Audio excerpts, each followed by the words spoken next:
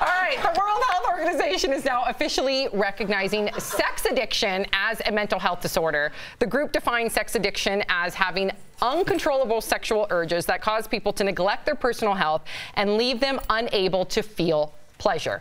And you know, we've had discussions about sex addiction here before, and many of our viewers, and maybe even on this panel, don't believe that it's a real thing. Of course I don't, because it's a vice. It's seen as something, you know, if you're addicted to something that like if you're addicted to cutting, everybody can agree that that's not pleasurable. But gambling, drinking, sex, anything that's a vice, we come from a puritanical society, and you're going to be looked at like, well, why don't you just stop that? It's like because they cannot stop. And just because you're addicted to shopping as opposed to addicted to something else that we can all agree doesn't mean it's not a disease. Okay. The first person I thought of was Tiger Woods when this came up, because he actually sought treatment for it. So maybe he at least made it more acceptable for people to recognize they do have a problem with this. The question is it a disorder? And Al, what's next? What's the next disorder we're going to figure out? I think it's going to be this. As we're sitting on TV, phones in hand. I mean, I think we're going to be addicted to our phones in one way or the other, just constant communication, need for gratification. Well, we're really talking about this because of gaming addiction, which people probably would have thought wasn't a thing either.